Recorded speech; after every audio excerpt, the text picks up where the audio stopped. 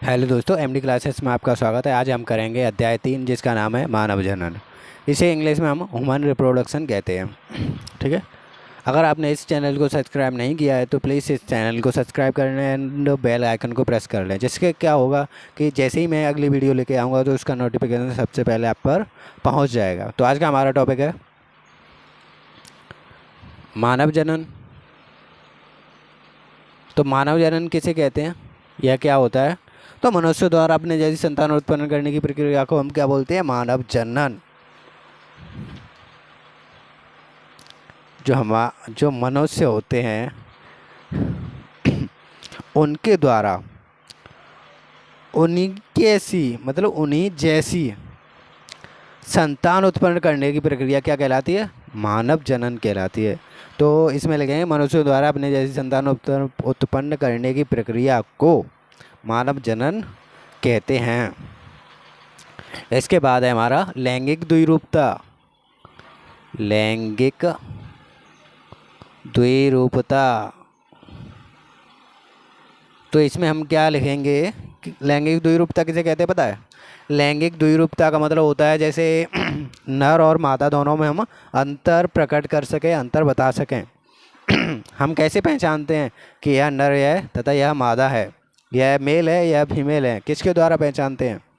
Number 1 आवाज़ के द्वारा, नंबर 2 दाढ़ी मूछ, ठीक है, नंबर 3 स्तन ग्रंथियों के द्वारा, और फीमेलों के बाल बड़े बड़े होते हैं, मेल के बाल छोटे छोटे होते हैं, है ना। इन सब के द्वारा क्या करते हैं हम? मेल और फीमेल में अंतर प्रकट करते हैं, अंतर बताते हैं। तो वही होता है हमारा लैंगिक द्विरूपता। तो इसमें लिखेंगे नंबर 1 पे, नंबर 1 पे लिखो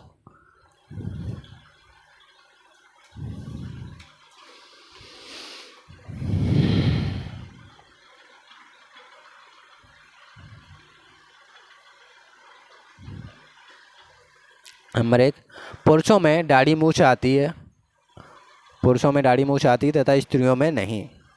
नंबर अगला नंबर 2 पे पुरुषों की आवाज़ भारी व मोटी होती है तथा स्त्रियों की आवाज़ पतली, मधुर और सुरीली होती है। नंबर अगला स्त्रियों में स्तन ग्रंथियाँ विकसित होती हैं तथा पुरुषों में स्तन ग्रंथियाँ अल्प विकसित होती हैं। नंबर अगला स्त्रियों में मासिक चक्र तथा आवृत चक्र पाया जाता है तथा पुरुषों में नहीं पाया जाता। क्या? आवृत चक्र और मासिक चक्र, ठीक है, यह नहीं पाया जाता। उसके बाद है हमारा अगला टॉपिक, जिसका नाम है जनन अंग। जनन अंग। तो अब हम जानते हैं जनन अंग क्या होता है, जनन अंग किसे कहते हैं। तो जनन से मतलब आपको समझ में आ रहा होगा जनन किसे कहते हैं। अपने जैसी जब संतान उत्पन्न करते हैं तो वह प्रक्रिया की जाती है, उस प्रक्रिया को क्या बोलते हैं? जनन। तो जनन अंग मतलब उसी क्रिया में जो भाग लेंगे उन्हीं अंगों को क्या बोलेंगे हम? जनन अंग। सीधी सी बात है, जनन प्रक्रिया में भाग लेने वाले अंगों को जनन अंग कहते हैं। तो जनन अंगों को उनके कार्य के आधार पर, जनन अंगों को उनके कार्य के आधार पर 2 भागों में बांटा गया है। कौन कौन से? नंबर 1 होता है प्राथमिक जनन अंग, नंबर 2 द्वितीयक जनन अंग। तो प्राथमिक जनन अंग कौन कौन से होते हैं? नर में तो होता है वृषण, मादा में क्या होता है? तथा मादा में अंडाशय,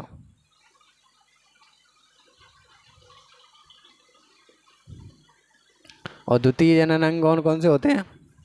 तो द्वितीय जनन अंग नर में कौन कौन से होते हैं? नर में होते हैं हमारे जैसे आदिवृषण,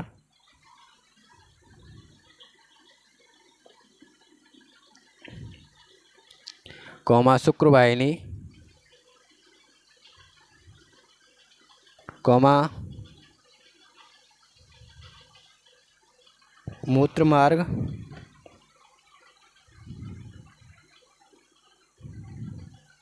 कॉमा शिश्न,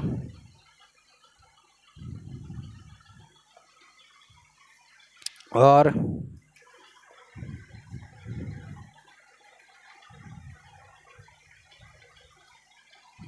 होती है हमारी जनन ग्रंथियाँ। जनन ग्रंथियाँ। और मादा में कौन कौन से भाग होते हैं हमारे? मादा में होते हैं हमारे फैलोपियन नलिका,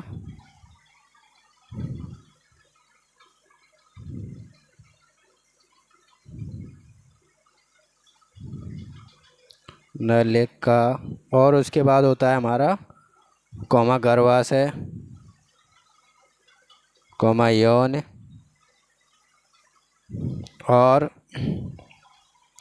स्तन ग्रंथियाँ, कॉमा स्तन ग्रंथियाँ,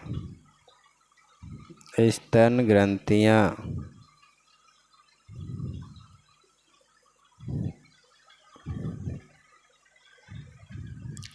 तो ये होते हैं हमारे जनन अंग। आई होप आपको जनन अंगों के बारे में समझ में आ गया होगा। इसके बाद हमारा जो टॉपिक है वह है नर जनन तंत्र। ठीक है, तो इस वीडियो में हम नर जनन तंत्र के अंगों के बारे में जान लेते हैं। यह क्या होता है उसके बारे में जान लेते हैं। ठीक है,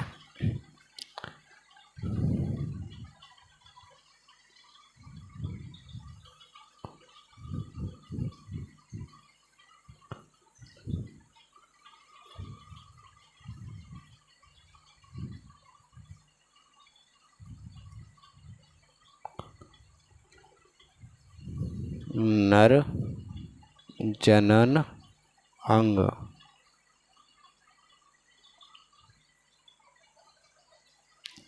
तो पुरुषों में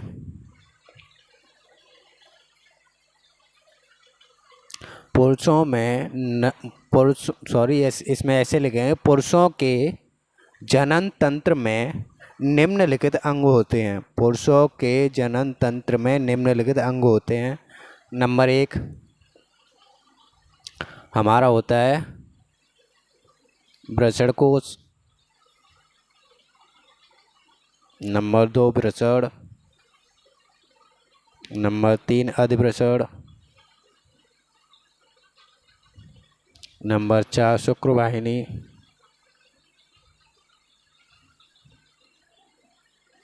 नंबर 5 शुक्रवाहिनी के बाद कौन सा अंग आता है हमारा?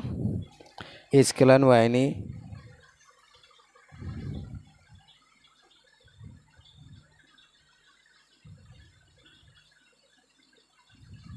स्खलन वाहिनी के बाद हमारा कौन सा अंग आता है? मूत्र मार्ग। उसके बाद कौन सा आता है हमारा? शेषन।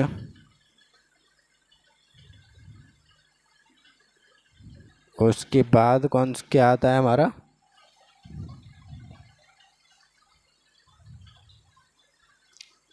सहायक ग्रंथियां। तो हमारी सहायक ग्रंथियां कौन कौन सी होती हैं? काउपर ग्रंथ है, प्रोस्टेट ग्रंथ है, और शुक्राशय। ये तीनों हमारी क्या होती हैं? सहायक ग्रंथियां होती है। ठीक है, जैसे प्रोस्टेट ग्रंथ,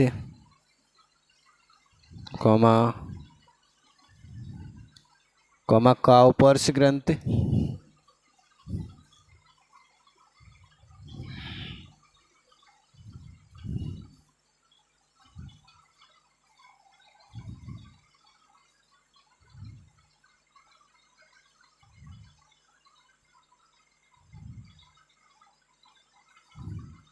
कॉमा शुक्राशय।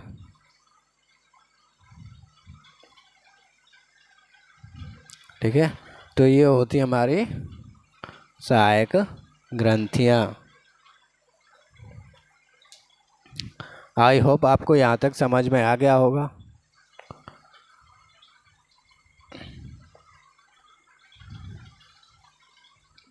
तो हम इसमें सबसे पहले ब्रसल कोश हेडिंग डालते हैं और इसमें लिखेंगे ब्रसल कोश को हम इंग्लिश में स्क्रोटम बोलते हैं।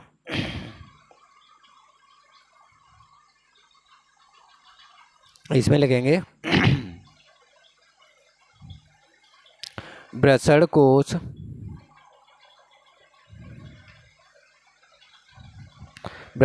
त्वचा का बना एक थैलेनुमा कोश है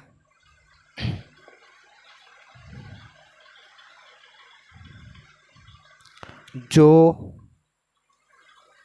धड़ के सामने शिश्न के आधार पर दोनों टांगों के बीच स्थित होता है, जिसमें दोनों ब्रसड़ बंद रहते हैं। तो ये है हमारा ब्रसड़ कोश।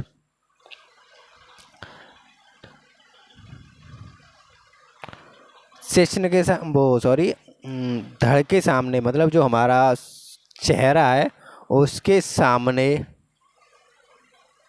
शिश्न के आधार पर, शिश्न मतलब आप समझ ही रहे होंगे, शिश्न के नीचे दोनों टांगों के बीच में जो स्थित होता है उसे क्या बोलते हैं हम? ब्रसड़ कोश, स्क्रोटम। ठीक है, जिसमें दोनों टेस्टिस या ब्रसड़ बंद रहते हैं। उसके बाद है हमारा ब्रसड़। ब्रसड़ को हम इंग्लिश में टेस्टिस बोलते हैं। तो इसमें लिखेंगे हम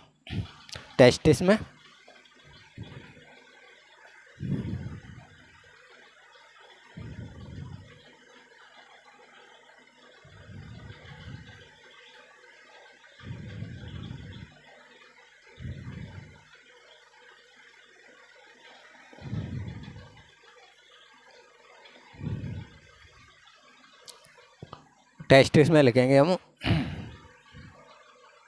मनुष्य में 4 से 5 सेंटीमीटर लंबे तथा 2.5 सेंटीमीटर मोटे व लगभग 20 से 25 ग्राम भार वाले गुलाबी रंग के ब्रसड़ होते हैं। इनकी आकृति अंडाभ जैसी होती है। अंडा मतलब अंडाकार होती है। ठीक है, शिशु अवस्था में यह उदर गुहा के भीतर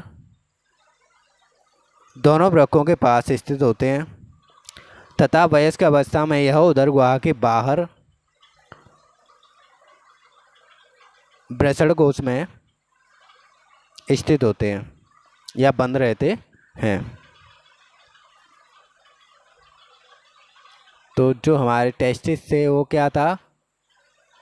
4 से 5 सेंटीमीटर लंबे होते हैं, 2.5 सेंटीमीटर मोटे होते हैं या चौड़े होते हैं। ठीक है, और लगभग 20 से 25 ग्राम भार वाले होते हैं। इनका वजन कितना होता है? 20 से 25 ग्राम होता है। इनका कलर गुलाबी रंग का होता है। इनका आकार अंडे जैसा होता है। और शिशु अवस्था में मतलब बच्चे की अवस्था में, बेबी अवस्था में यह उदर गुहा के अंदर होते हैं। मतलब जो हमारे पेट होता है, तौंद होती है, उसके अंदर दोनों वृक्कों के पास में स्थित होता है। वृक्क मतलब दोनों किडनी के पास में स्थित होते हैं। लेकिन जैसे ही वह वयस्क अवस्था में होता है तो वह उदर गुहा के बाहर स्थित होते हैं। कहाँ पर? ब्रसड़ कोश में बंद रहते हैं। तो यहाँ तक आपको समझ में आ ही गया होगा कि जो ब्रसड़ कोश होता है हमारा, ब्रसड़ कोश ऐसा लगभग ऐसी आकृति का होता है। ठीक है, इससे जो हमारा शिश्न के आधार पर स्थित होते हैं। ठीक है।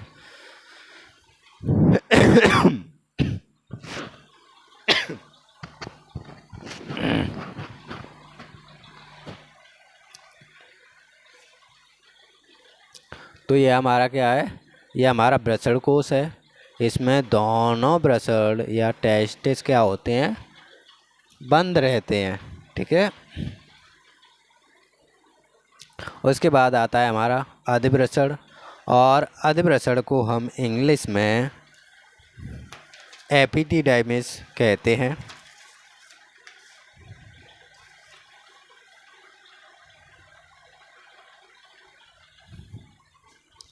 क्या बोलते हैं, एपिडिडाइमिस।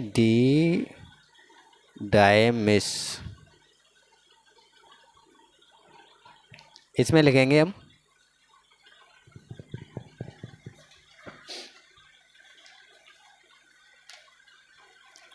अधिब्रसड़ एक पतली व लगभग 6 सेंटीमीटर नली से बना होता है।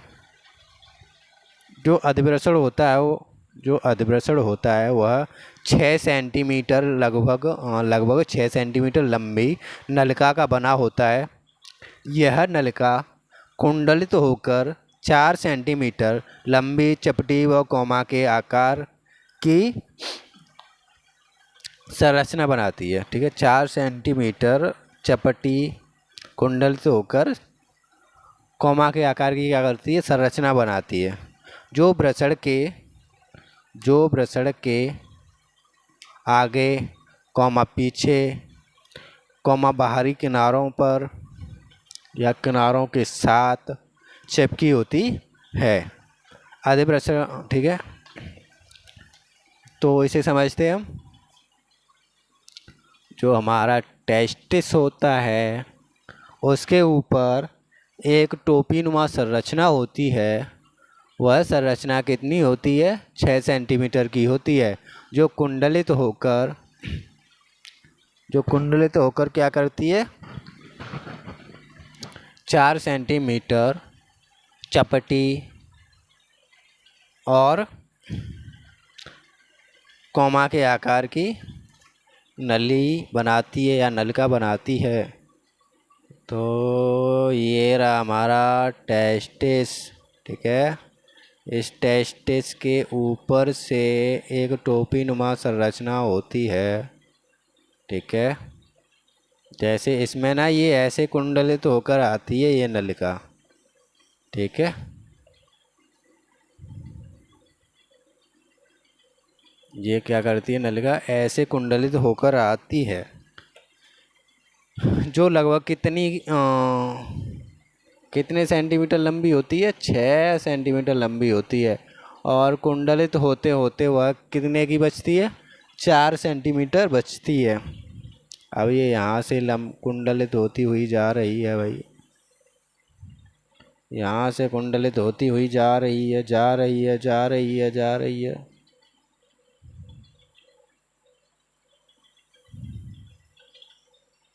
यहाँ तक समझ लो।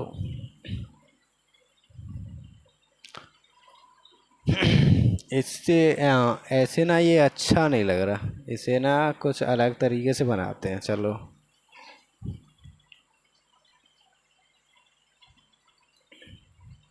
तो ये है हमारा टेस्टिस। इसके ऊपर एक टोपीनुमा संरचना होती है।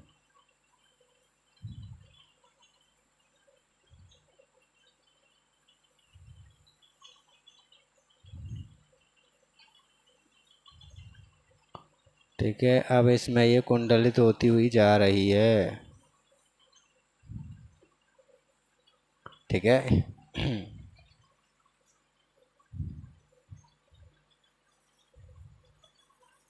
इसमें क्या कर रही है, कुंडलित होती हुई जा रही है। तो पहले ये कितनी सेंटीमीटर की थी, पहले ये 6 सेंटीमीटर की थी, लेकिन अब यह 4 सेंटीमीटर की हो गई है। तो यह कैसे चपटी, मतलब बिल्कुल चिपकी हुई अग्रभाग पे तथा पीछे वाले भाग पे तथा इसके किनारों पर चिपकी हुई है, और एक कोमा के आकार की आकृति दे रही है, आकार प्रदान कर रही है किसके, कोमा के आकार की। तो यह क्या कहलाती है, हमारा अधिब्रसड़ कहलाती है। तो यहाँ तक आपको समझ में आ गया होगा, अधिब्रसड़ तक। उसके बाद आते हैं हम शुक्रवाहिनी पर। तो शुक्रवाहिनी को करने से पहले हम ना अधिप्रसरण के कार्य कर लेते हैं। अधिप्रसरण का कार्य क्या क्या होता है, तो हेडिंग डालेंगे अधिप्रसरण के कार्य, उसमें लिखेंगे नंबर 1 पे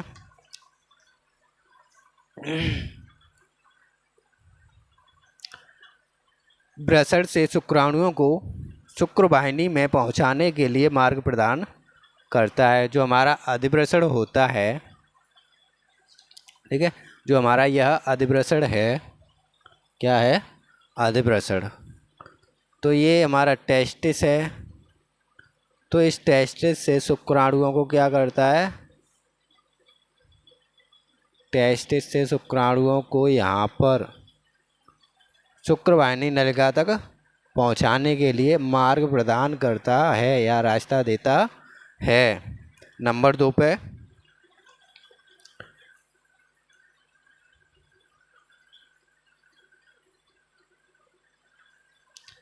उसके बाद इसका काम होता है अगला, स्खलन से पहले। स्खलन का मतलब होता है जब हम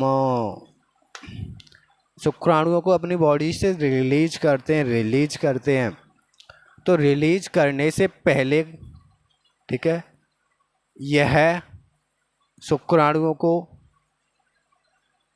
एकत्रित करता है और उनको पोषण प्रदान करता है। कौन, अधिप्रसरण। उसके बाद है अगला नंबर है, अगला पॉइंट जिसमें लिखेंगे हम, अधिप्रसरण में शुक्राणु 1 महीने तक, जो हमारा अधिप्रसरण है उसमें शुक्राणु 1 महीने तक एकत्रित रह सकते हैं। वो यहीं पर 1 महीने तक नहा धोकर खा पी कर आराम से रह सकते हैं, उन्हें यहाँ पर कोई दिक्कत नहीं होने वाली। और अगला पॉइंट हमारा, जो निषेचन के लिए जो शुक्राणु होते हैं उन्हें परिपक्व करना किसका काम है, अधिप्रसरण का।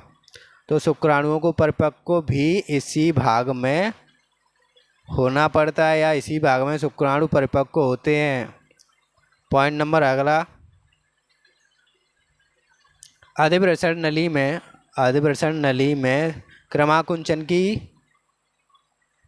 क्रमाकुंचन से शुक्राणुओं को इसकी नलिका में वापस या तथा, मतलब कि जैसे हमारी जो अधिप्रसरण है उसमें क्रमाकुंचन होता है। क्रमाकुंचन का मतलब जैसे इस वाली जो अधिप्रसरण में क्रमाकुंचन का मतलब होता है गति हो रही है। जैसे हमारा हृदय है वो क्या कर रहा है, हार्ट बीट, मतलब कि हृदय है पंप कर रहा है ब्लड को, तो मतलब पहले पिचकता है, फूलता है, पिचकता है, फूलता है, पिचकता है, फूलता है, तो यह उसमें क्या हो रहा है, क्रमाकुंचन हो रही है। ऐसे ही हमारे फेफड़े हैं, जब हम सांस लेते हैं तो फूल जाते हैं, और जब हम सांस को छोड़ते हैं तो वह पिचक जाते हैं। तो यह फेफड़े हमारे क्या कर रहे हैं, क्रमाकुंचन कर रहे हैं। तो यह क्रिया हमारी क्रमाकुंचन कहलाती है, ठीक है।